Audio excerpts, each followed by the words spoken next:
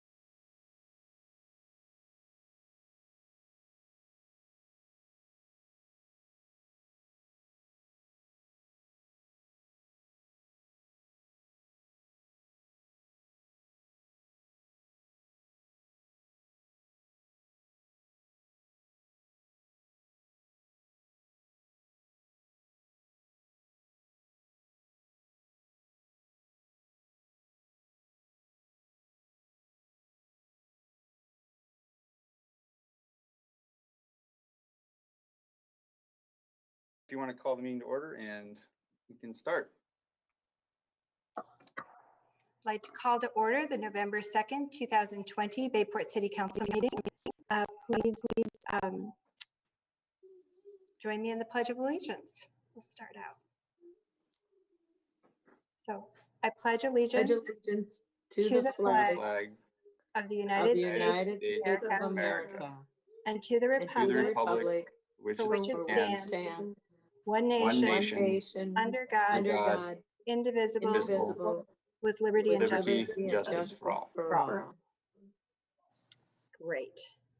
All right. Adam, please call the roll. Mayor St. Orders, Here. Councilmember Carlson, Here.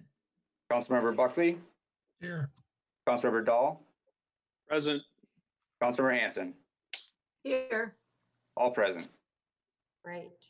That takes us to the approval of tonight's agenda. Does anyone have any questions, comments, or additions? Nope. No. If not, would someone like to make a motion to approve? I'll make a motion approving tonight's agenda. Thank you, Connie. Is there a second? Second. Thank you, John Buckley. Adam, roll call. Thank you, Madam Mayor. Councilmember Carlson, Aye. Councilmember Buckley, Aye. Councilmember Hanson, Aye. Councilmember Dahl, Aye. Mayor St. Orders. Aye. Ayes all. That takes us to our proclamations, commendations, petitions, and announcements. And the October Recycling Award recipient is Michael Carr at 636 Minnesota Street South, who will be awarded for his recycling efforts with funding made possible by a grant from Washington County. So thank you very much, Mr. Carr, for your efforts. Takes us to our open forum portion of the meeting where we set aside 15 minutes to talk about topics that are not on tonight's agenda. Adam, I'm not seeing anyone in the gallery, but do you? No, Madam Mayor, the staff did not receive notice from anybody wishing to speak tonight, and there's nobody else either in the waiting room or on the meeting. Okay, very good. Then we'll move right along to our consent agenda, where we'll consider a resolution adopting items 1 through 6.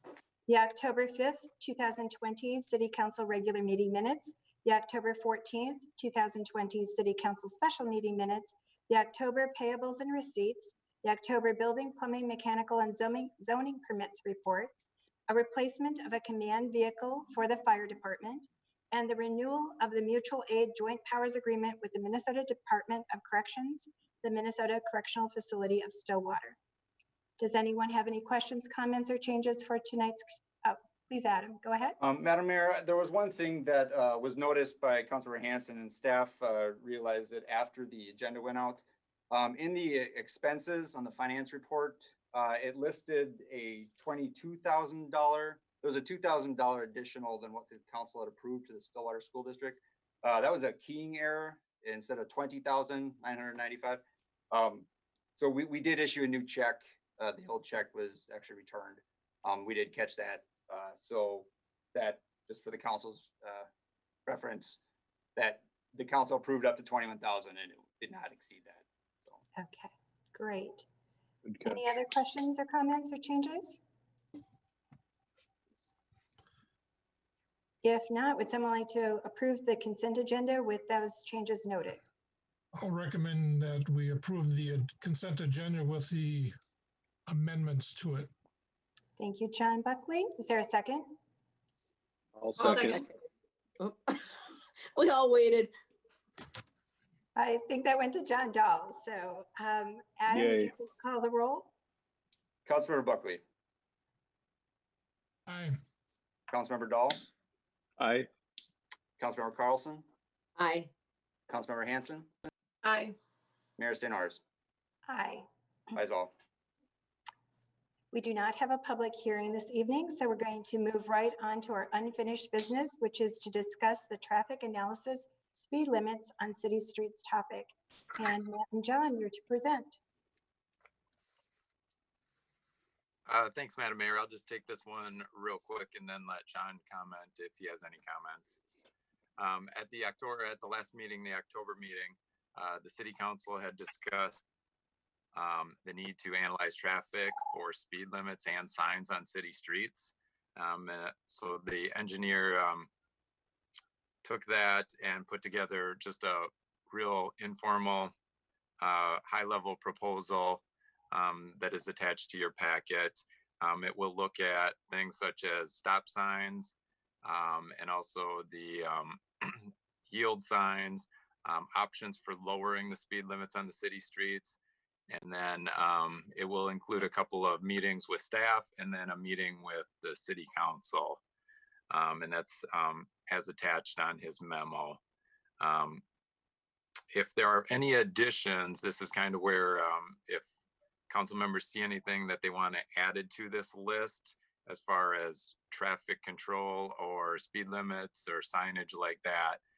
We kind of wanted to bring it back to council just to verify that there weren't any additional items that they wanted covered.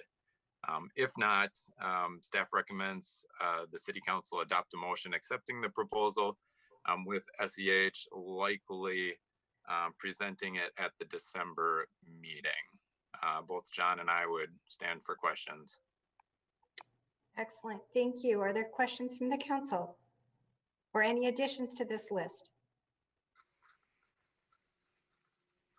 I thought it looked good. I just have a question. What's the difference? What's a speed table? Mayor, members of the council, so there are a handful of physical, I guess, things like a speed bump that can be installed in streets to discourage traffic from traveling above a certain speed. Most of us know what a speed bump is. A speed hump is a speed hump then is a little larger version of a speed hump. And then a speed table is something that usually has some length to it, like it might be 10 feet long or so, depending on the design speed of the road, where you basically drive up onto a raised portion of the pavement and then back down off it again. So you might even get both wheels up at the same time. It's just a different version. Each one has its own application where they might, be recommended or not. But we usually list, they're kind of in a family of these sorts of things that can be considered when you're trying to discourage speeds. Okay, thank you, John. Mhm. Any other questions or additions to the list? No, I'm eager to find out what he has to say. So I'm excited that we're doing this. I know probably 3 Sundays ago, they had an article in the St. Paul Pioneer Press that addressed the 20 mile an hour speed limit change in Minneapolis and St. Paul, which they had some very good pros and cons on, which I don't know if, being John lives in Wisconsin, I don't know if he's seen that article. Well, I'm not in a cave, and I don't know if I have seen that specific article, but I have been trying to keep up on it. And our traffic engineers will certainly be familiar. They keep up on all that stuff going on in the Twin Cities, so I'm sure they'll be able to comment on that as well. Good, thank you. Great. Any other questions, comments, additions? If not, would someone like to make a motion to move forward? I move that we accept the proposal from SEH to provide a cursory overview of traffic-related topics as presented and discussed. Thank you, Michelle. Is there a second? I'll second it. Thank you, Connie. Adam? Thank you, Madam Mayor. Councilmember Hanson. Aye. Councilmember Carlson. Aye. Councilmember Buckley. Aye. Councilmember Dahl. Aye. Mayor St. Ors. Aye. Ayes all.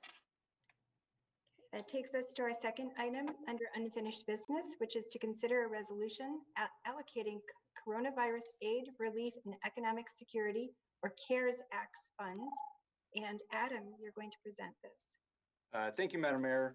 As we've been talking about for, well, since July at least, the city's been administering our allotment of the CARES funding, as you explained in the title. Throughout that entire process, the city's been incurring costs, both directly and finding projects that we need to use the funds for. We've had several workshops or several meetings discussing this, and a couple workshops. On October 14th was our last meeting where the council voted to approve some transfer of the funds to the school district. Because the guidance has been changing and it's been a very in flux process, the city attorney and I thought it would be prudent and appropriate to come back and have the council formally approve the expenses. I know each time the expense list would go before the council, it was not, there was changes and still several pending items. The list that you had included in the packet, if there were any questions on that, I'm happy to try to answer those. But that's kind of the final tally. The balance, there may be, we don't have any other funds coming in or going out that we have planned. So the balance was going to be recommended to be allotted to the public health or the public safety wages. In part for that is the IRS guidance has been very clear. Most recently, they've reiterated it, that all of the personnel wages and benefit costs are eligible under the CARES funding with limited amount of documentation or backup. So some of it's for simplicity's sake. Another factor is to keep the money in the city where it can be used for good use, as opposed to having to transfer money to the county or ultimately the state. I know that the county still has quite a bit of money left from their initial allotment. They've been going through their grant programs, their support programs. So it's staff's position that the remaining balance, which comes to about 36,000, 36,315, be put towards the public safety wages, and that would be split for police and fire. The many cities have been using the whole allotment for their public safety personnel costs because of the simplicity for it, and then paying for the PPE and all the other items out of their general fund because it would ultimately have an offsetting effect on the general fund budget. That's not the way that we decided to go. We're presenting or proposing to do a mix, but the majority of the funds have been spent on other items, other upgrades, and equipment to deal with COVID. Just one moment, I have someone trying to come in. And so with that, the list is before you, but again, this is more just a formality because the expenditures have been coming in all summer and into the fall. This is the opportunity for the council to formally approve the expenditure list and amounts that you have before you. Great. Thank you very much, Adam. Does anyone have any questions, comments, additions? No, this is kind of wrapping this up with a bow and kind of being done with CARES henceforth then, correct? Yes, the city has 2 more reporting periods. One on November 10th that the city has to do another report. We owe a monthly report to the Minnesota Management and Budget Office. And so November 10th will be the last, not the last one, but the next one. And then there's one final report for municipalities that's due on November 24th. Just in case there's anything, not necessarily for our city, but anything for cities that the distribution has been delayed or the expense has been paid, but they don't have it included in the report when they submitted it on November 10th. But this will be until we get to the audit point, in this over the winter and the spring. This will be the kind of the final administering of the funds. It's been a challenge, and a lot of staff time has been spent on these funds, but we are grateful to have them to get things that we do need during this pandemic, and help the way we can help some other organizations. Very good. Any other questions or comments from the council? Nope. If not, would someone like to make a motion?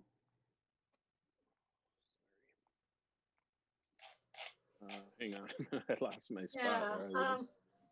I guess do we just move to approve the resolution? Is that the step? Yes, Councilmember Hanson. Okay. Move to approve the resolution allocating the Yeah, CARES funds as presented. So moved. Thank you, Michelle. Is there a second? Second. Thank you, John Buckley. Was that John Buckley? Yep. Okay, great. Back to you, Adam, for roll call. Councilmember Hanson, Aye. Councilmember Buckley, Aye. Councilmember Carlson, Aye. Councilmember Dahl, Aye. Mayor St. Orders. Aye.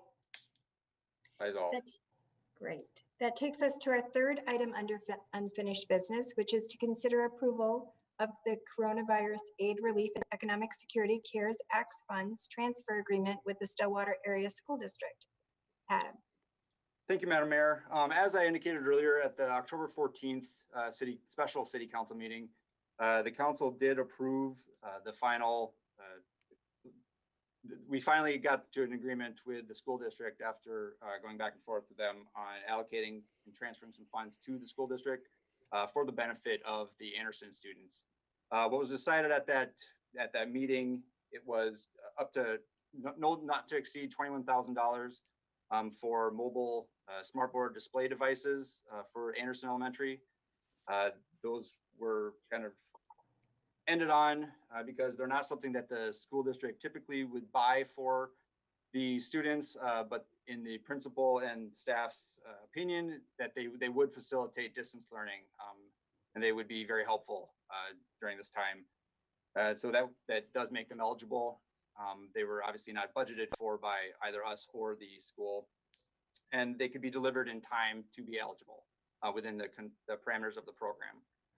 So after that meeting where the council approved those funds, the city attorney and myself thought it would be, again, prudent to have a grant, basically a grant agreement, this fund transfer agreement, to ensure that the funds are spent on the items that the city intended them to be. So it's really, this agreement is just to protect the city. So again, it's somewhat of a formality after the fact. The school district did agree to the terms, and so they're amenable to that. But if the council has any questions, I'm happy to answer them. This was drafted by City Attorney Nelson after our last meeting. Thank you, Adam. Any questions, comments from the council? No. Okay, well then, would someone like to make a motion? I will make a motion to approve a fund transfer agreement with the Stillwater Area School District for the Coronavirus Aid Relief and Economic Security Acts Fund as presented by Adam. Thank you, Connie. Is there a second? I'll second. Thank you, Michelle. And back to you, Adam. Councilmember Carlson, Aye. Councilmember Hanson, Aye. Councilmember Dahl, Aye. Councilmember Buckley, Aye. Mayor St. Orders. Aye. Ayes all. Great. That takes us to new business, where we'll consider an amendment to Chapter 58, the utilities of the Bayport City Code of Ordinances related to billing procedures and summary for publication. Adam. Thank you, Madam Mayor. As staff has been going through our the utility billing this year, there were several items that we identified that needed to be cleaned up, or in our opinion, we propose that they're changed or amended. The main change that's being presented is to give a little bit more flexibility in the administration of the utility billing. Under our current ordinance, there's no opportunity to come up with a payment plan. That has been the practice for the utility department for as long as anybody can recall. The current ordinance says that the water service should be just discontinued when it's 60 days late. Staff would like a little bit more flexibility to come up with a payment plan, as has been the case. And then the language for the certification was clarified under the direction of our city attorney. But ultimately, there's very little changes to the ordinance as far as substance. We did clarify the payments for the water and sewer utilities would be 15 business days as opposed to just 15th day after the end of the month. Again, depending on if there were holidays involved or if there were any other scheduling items, this would give the staff as well as a little more clarity to the public to have those bills paid. So with that, I stand for questions. All right. Any questions from the council? Yeah, I have one. How widespread, is it in terms of people not paying? I mean, are we talking about a handful of people a year or dozens of households or? Yes, thank you, Councilmember Dahl. It does vary year to year as well as quarter to quarter. As you know, the city bills for utilities quarterly. we haven't seen a large change due to the pandemic. But obviously that's something that we've had in mind as we've gone through this year. We typically, right now, there's about, I'll say it's about $7,000 in delinquent fees over 3 quarters. That it's roughly about even. We have 1 commercial property and I believe 7 tenant properties, and then the rest, I believe, which is about 40, just single family residential. So it's something that we haven't been able to identify any trend or anything. This year has been a little bit different, both with the change in staff and the pandemic. We did waive the late fee. It was $10 late fee that we had been waiving. We haven't seen an increase in compliance or a decrease. The current staff has not spent as much time as the previous staff on the collection, the delinquent collection. So that's something that we're now, it's 2 quarters after that we're in that process. So that's kind of where we're at. That's great. So as a whole, staff is spending less time on this. I mean, I am certainly in favor of being, lenient and working with property owners and collecting this and being flexible. But at the same time, I want to be sensitive to, staff's time and not spending an inordinate amount of time doing this. So that would be correct, Councilmember. Thank you. Any other questions or comments? Okay, well then, would someone like to make a motion? I will. Go ahead, John. I'll move that we approve an amendment to Chapter 58, Utilities of Bayport City Code of Ordinance related to billing procedures and summary for publication as it's been presented to us. Thank you, John. Is there a second?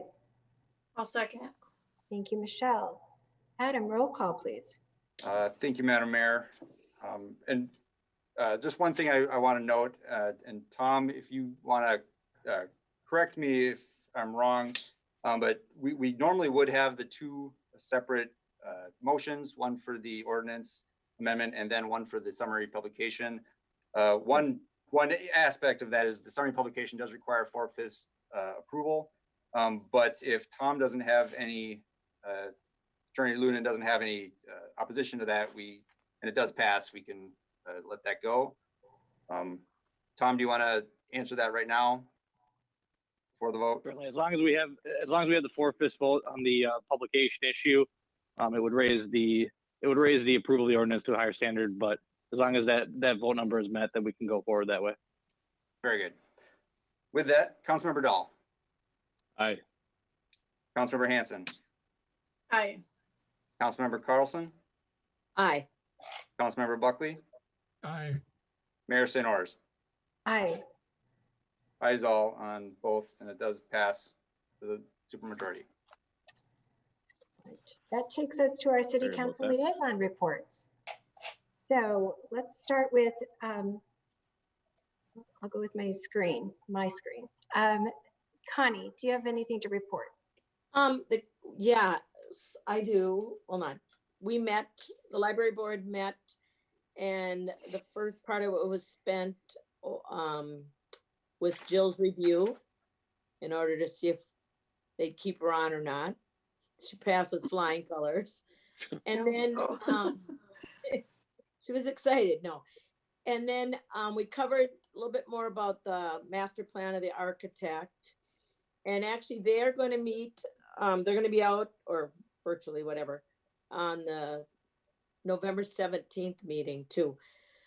But, and then the other thing is originally the library was open, but as of Monday, it's going to go back because of the increase in numbers of COVID. It's it's gonna go back to curbside only. They're hoping to make it to next Monday and not have to do it before that. But for sure by Monday, they'll be back to just curbside. With that, though, if somebody wants to make an appointment to individually go in, they can do that still. And the little Sprouts program that she has is going really well, she said, and families seem to be enjoying it. And that was kind of it. A lot of the topic was the master plan, which, like I said, we will be meeting again on November 17th. And at that time, the architects will be joining us. So other than that, that's about it. Thank you, Connie. We'll go to Michelle. The Cable Commission has not met, but we do plan to meet in November. Excellent, thank you. John Dahl, I sat in for you for WMO, so I can catch you up in a bit, but is there anything else that you'd like to report? No, I do not have anything to report. So right. Thank you for stepping in for me, Mayor. Of course. So then we'll move on to John Buckley. No report, Mayor. Okay. All right. So I did attend the Middle St. Croix Watershed Management meeting for John Dahl, and it was actually very fun. So thank you for that opportunity, John. Got to see many old friends from when I served on the commission. The items that were covered was that they have a very solid financial position. They're tracking well against the budget. So John, good job there. The floodplain vulnerability workshops are taking place. So Adam, I asked that you be informed and can keep us abreast of that. The adopted drain program will continue. So if you're interested in adopting a drain, please raise your hand and let city staff know. The ongoing projects seem to be perpetual since I was a board member. Lily Lake and the Lakeland Shores Bluff Line were covered. And then there still is the cost share program. So everyone should be reminded that if you have permeable projects or rain gardens that you want to explore, to also raise your hand and learn more about the cost share of that program. So that is everything that I have to report from my side. So back to you, Adam, for staff reports, please. Thank you, Madam Mayor. Just one note, if anybody noticed, Assistant City Administrator Taylor had to leave the meeting. She's going to go do some election prep that she had to take care of. So she, as the serving as the clerk for the elections, she's in charge of that, and so she will not be providing a report. I will be giving an update on that. But with that, you all have the library board report from Jill, and then we will go on to Fire Chief Eisinger. Good evening, Madam Mayor and council members. For the month of October, we had 105 calls compared to 97 in October of 2019. 2020 year-to-date calls are 796 compared to 1,048 in 2019. Our monthly drills were hydrant operations, and our EMR, EMT quarterly review. Fire inspections are ongoing. The calendar fundraiser went well, given the current situation that we're in. We raised over $5,000, and we appreciate all the support from the businesses and the residents. Fire prevention was suspended due to COVID.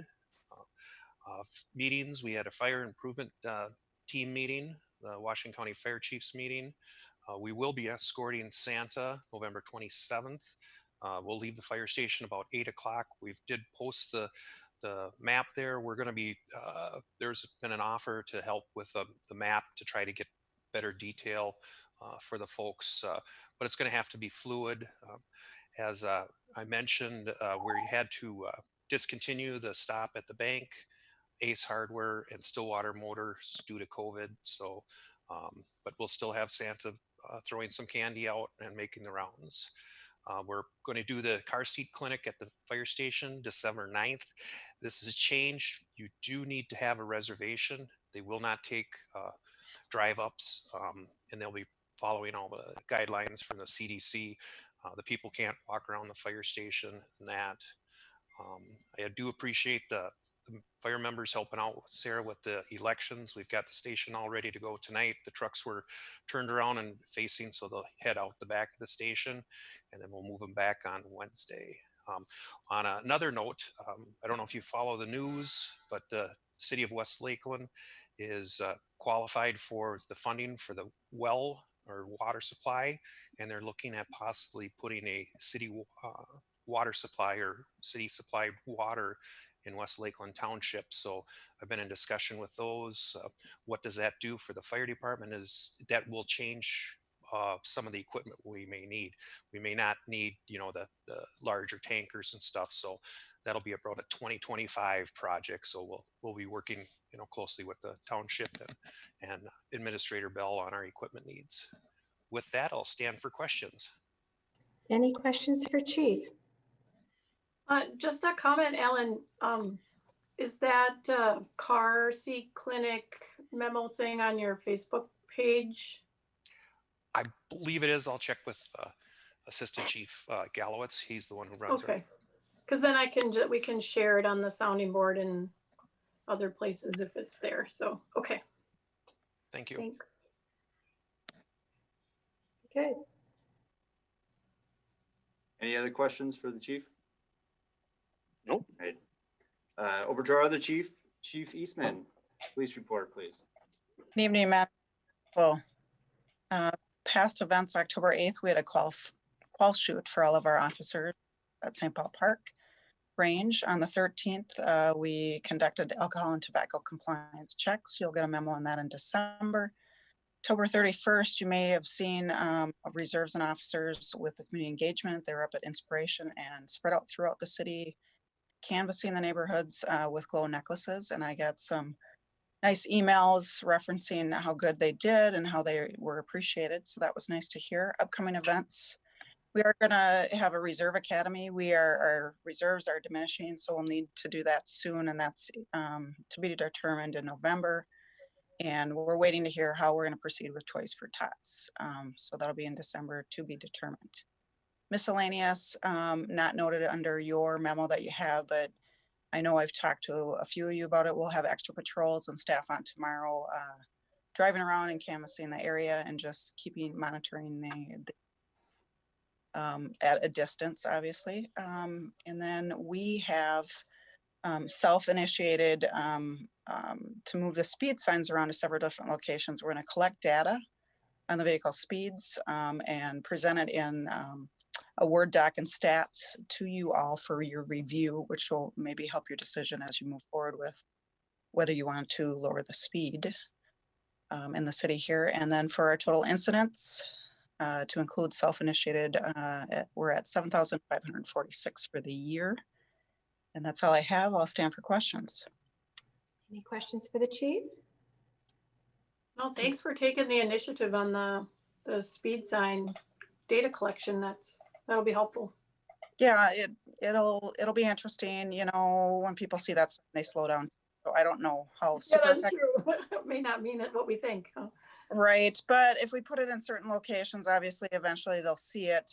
The dates that we usually leave it there for about 2 weeks, and the newer dates tend to give us a better analysis of the actual speeds before people see it's there, unless they're not from the city, and they're just going around 95. So, yeah, I hope to have that for you. I'm looking at the end of December. We have 5 different locations that we want to put it out, and so we're excited to present that to you. Maybe it'll be helpful. I think it's also helpful just to get the word out that the speed limit is actually 30, which feels fast. And maybe, Right. when we actually get public comment on it, they'll realize what we're talking about. So we'll have that. And you may or may not, in our Facebook post, we did put some cameras out throughout the city. We actually got lucky and caught some of the suspects that were stealing political signs. Luckily, Wisconsin or St. Croix County actually caught them red-handed, and what happened was they announced it on the radio, and Officer Cornell heard that they were putting information out that they had caught some, and if you were missing some from the St. Croix Valley, to call him. He pulled the cameras that we pulled the discs out, and we had a car drive by where they parked, and we just happened to put the camera in the right location. We caught him, and so we were able to link them to that. So that was nice to be able to follow through and let people know that we're actually doing, we do directed patrols, and we attempt to, find these people. It's just so many signs throughout. You wouldn't know where to begin to do directed patrols, but I think my officers did a great job. I'm very proud of them for that. Thank you very much for the responsiveness to that. There's been quite a few incidents in Bayport, so thank you. Any other questions for the chief? Okay, back to you, Adam. Thank you, Madam Mayor. With that, Public Works Director Klein. Madam Mayor, members of the council, with the recent snowstorm, that kind of put a damper on the annual fall cleanup, although it appears that it's going to be warm weather this week. So we'll try and squish in mulching leaves, street sweeping, tree trimming, and prepping for the grounds for the winter to come all in 1 week here. Couple of, not a very long report today, but a couple of the major ongoing projects. The Highway 95 project, you might have noticed that they were doing some more concrete work today. They're finishing up the punch list, but there will probably be a couple things that will get extended to the spring. Some areas of the grass weren't coming in very well that they had planted. So that will likely be a finish item in the spring.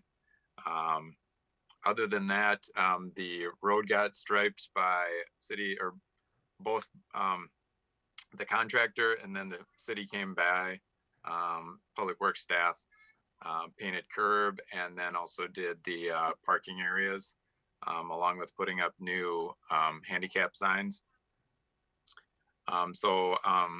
We've gotten quite a few good comments on the road and how it looks. It looks great, Matt. Good. Second item is the ash tree removal and tree planting project. All trees, or the 30 trees for this fall, were removed and also planted. You might notice we put white corrugated pipe on them so that the cold weather doesn't affect them very much. Next year we'll be watering them on a weekly basis if they need it. Both of those things are required through the DNR grant. It does look like we do have enough money to possibly plant 50 trees next year, just given the costs of what we had to pay for removing and planting new ones this year. We thought we were only going to be able to do 60 total, but now it appears probably about 80 total instead, which is great. The last thing I have is the survey work for 6th Street North and the cemetery area. That project up there, which I've touched base on a couple of times here this fall. That's been done, the survey work. It's likely next month SCH will be submitting a proposal for preparing a feasibility study and preparing plans and specifications for that project. So look for that in December. With that, I stand for questions. Great, thank you, Matt. Questions for Matt? Yeah, Matt, I talked to you probably, I don't know, maybe a month ago in that area by Argus Square, between there and 7th Avenue, where that piece of concrete there that wasn't covered overlaid. Yep.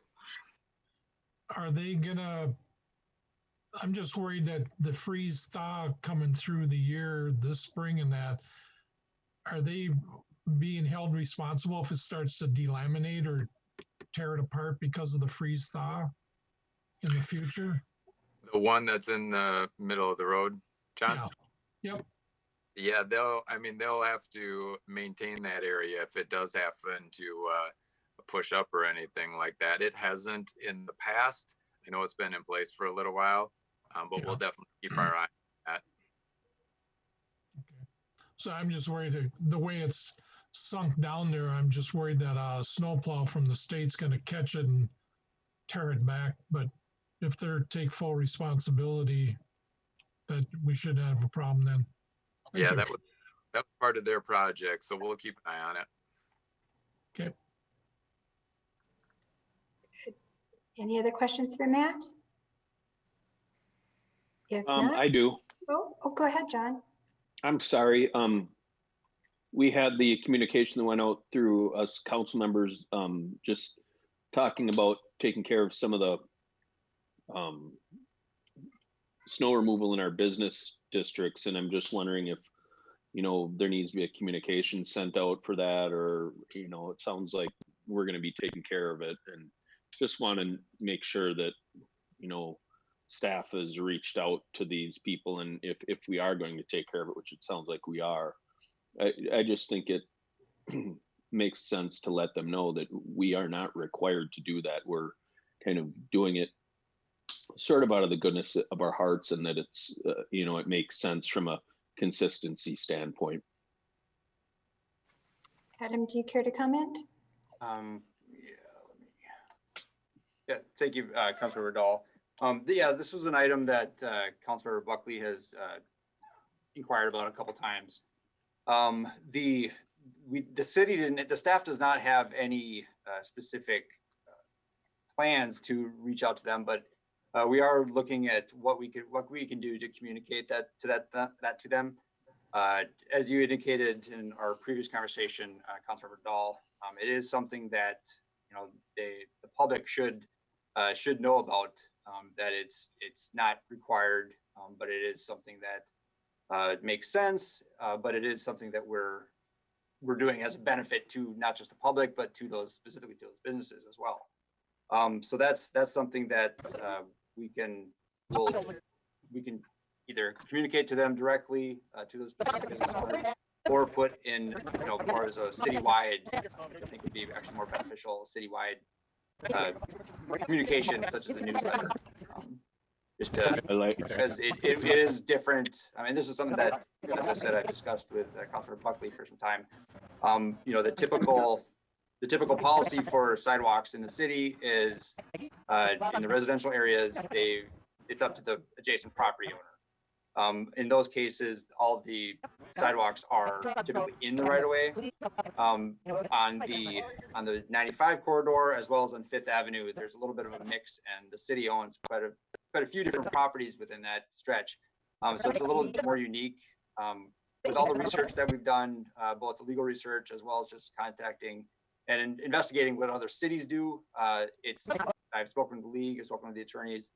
It's up to the city to set the policy as to what, if the city's going to clear the sidewalks, or leave them to the property owners to maintain. Based on the consensus of the council in the past, and as well as recently, the decision was to continue clearing the snow on 95 in the business district, as well as on Fifth Avenue. The only caveat is there is a portion of the Fifth Avenue sidewalk that is outside of the right of way and not included.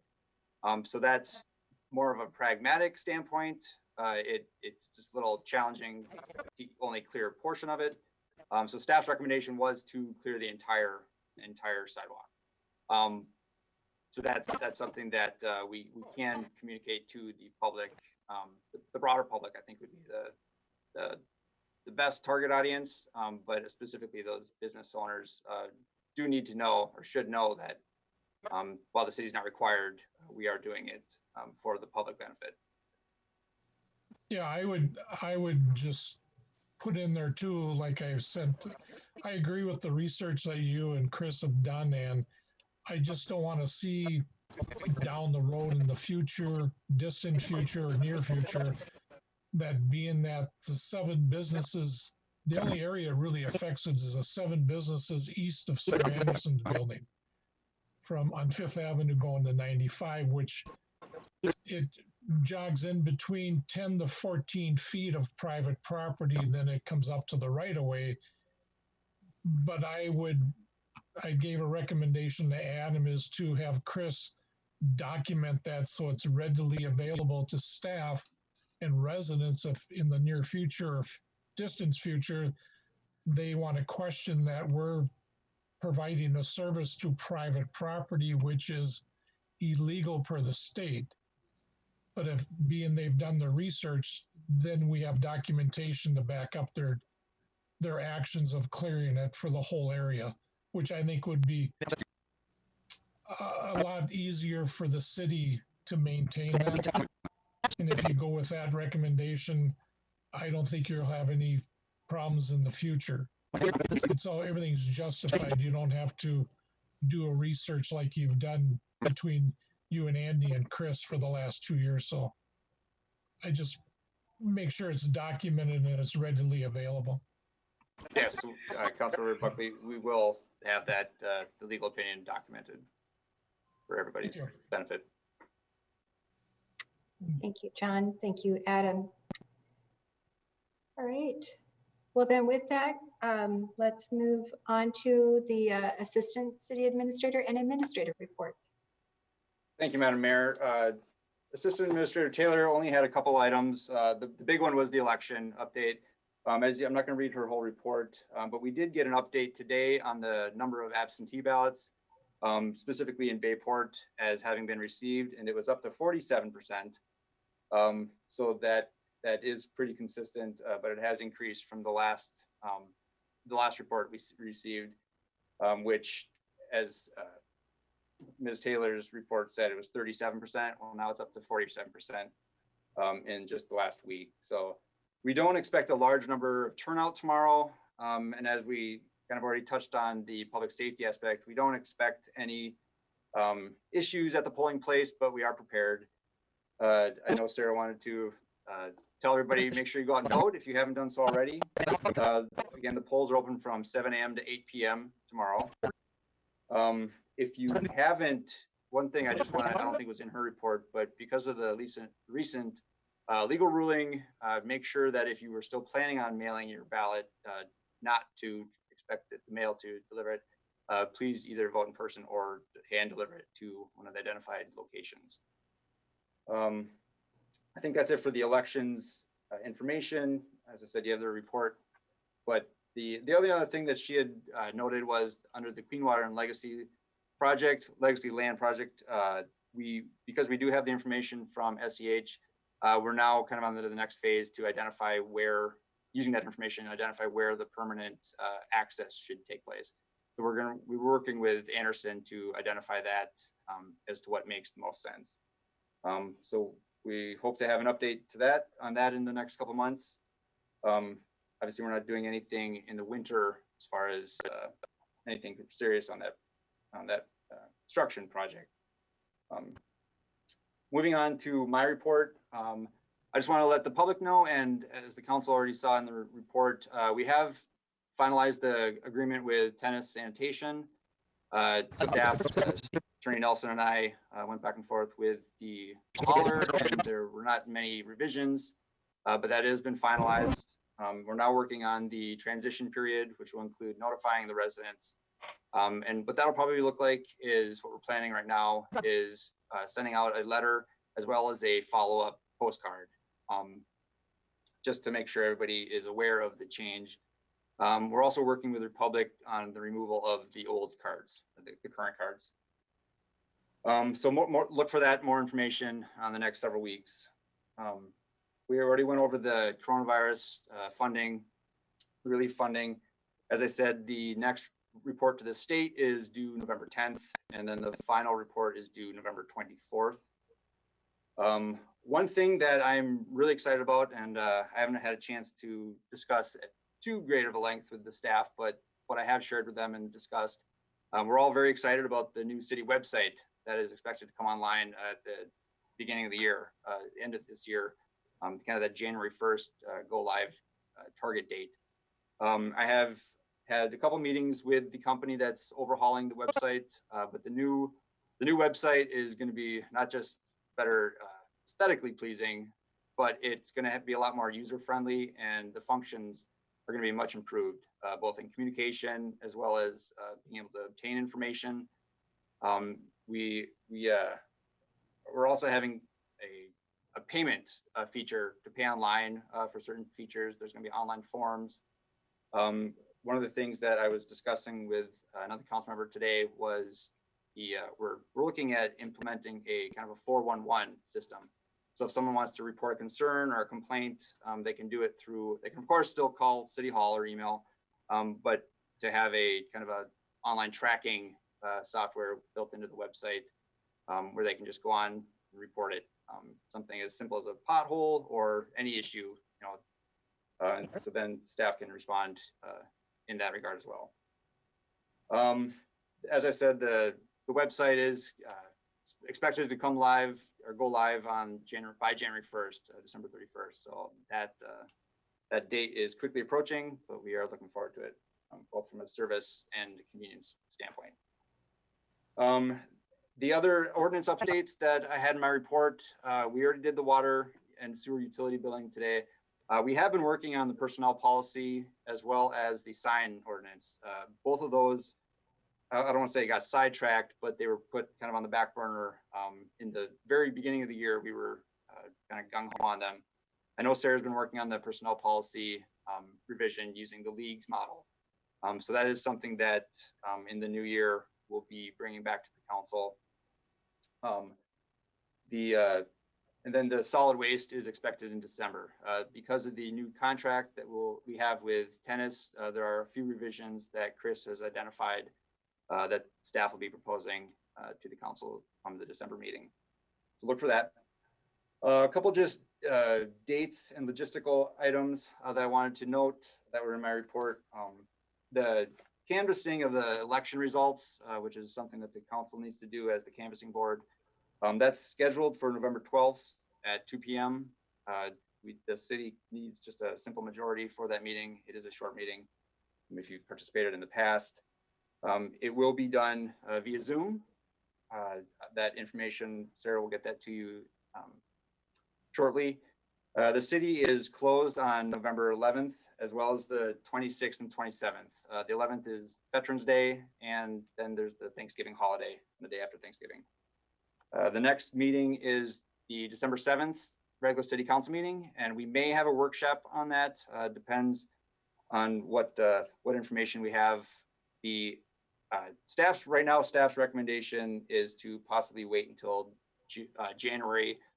And part of the reason for that is staff is we're kind of we've hit a wall as far as taking on new projects. So we don't want to overextend ourselves at the end of the year. But we'll be discussing that. I'll be discussing that with the council. The only other thing that I want to mention is just for the council's information, I will not be at the next at the canvassing meeting.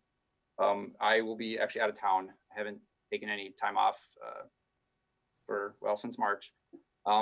So I will be out of town for a couple days, but Sarah will be running that meeting virtually. And if there's any questions, I am happy to answer them now. Any questions for Adam? Adam, I think it's December is when you find out as far as a guesstimate on the LGA from the state. Yes, Councilmember Buckley. Thank you. They were expecting it late November. So Okay. Mid to late November is when the state had been expecting to provide that updated budget number. So that is what we're expecting.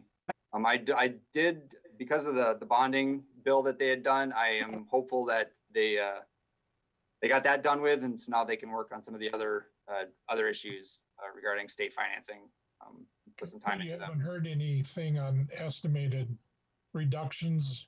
No, not since September.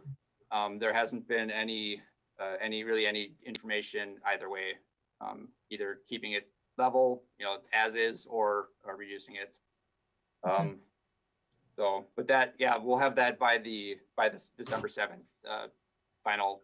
I'm sorry if I may have missed that. The December 7th meeting is the truth and taxation hearing. Yep. For the final property or the final general fund levy, as well as the library levy. And All city right, budget. thank you. I appreciate the hard work you guys are doing. I have a question, Adam, about the website, which I'm super excited about. I think it's going to be great. It's been forever since it's been updated. So it's going to be fancier, let's say. Is it going to be more difficult then can staff make updates to it, or do we have to put money in the budget and make sure we have enough if updates need to be made on forms or whatever? No, we so included in part of the contract price will be Ongoing maintenance? ongoing updates.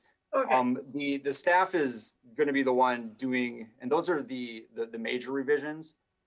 Typically, you can either sign up for, oh, just get it and then it's all in your hands. Going forward, we kind of went the combination where any major revisions that's included in the price. The day-to-day updates, that's something that we'll continue to do. Okay. So that's something that I know you and I talked about. We talked about with the as a council a while back, just about the communications, possibly using some intern help to manage that. So the website updates along with social media, et cetera, would be possibly part of that. But we will be updating all the information on the ongoing basis. The major revisions to the format of the website, that's what's included in the price. But that's typically every 4 to 5 years is what, unless there's something required more substantial. Okay. I like it that we also have the draft agendas out now, well in like 2 to 3 weeks ahead of the meetings, so that more of the public knows what's coming up and can call in or submit questions online regarding questions. So just keep in mind and remember that those draft agendas are now available on our current site and will also be prominently featured on the new site. So thank you for that. That's a great step forward in transparency and communications and involvement from the community. So thank you. Any other last questions for Adam? Any other comments or announcements from the council? I have just one quick one.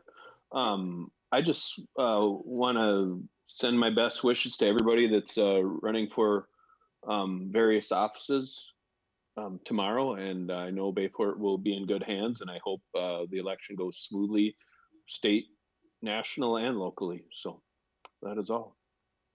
Thank you, John. Anything else? If not, would someone like to make a motion to adjourn? I'll make a motion to adjourn the meeting Thank you. tonight. Thank you, Connie. Is there a second? I'll second. Thank you, Michelle. Adam, please call the roll. Thank you, Madam Mayor. Councilmember Carlson, Aye. Councilmember Hanson, Aye. Councilmember Dahl, Aye. Councilmember Buckley, Aye. Mayor St. Orders. Aye. Ayes all. All right. Well, with that, we are now adjourned. So have a great evening and speak to you when we do the canvassing. Thank you very much. Bye, everyone. Al, thank you for letting me know my Safe. little partner, I think, hit my switch. No problem. All of a sudden I'm looking at the table, I'm thinking, what happened?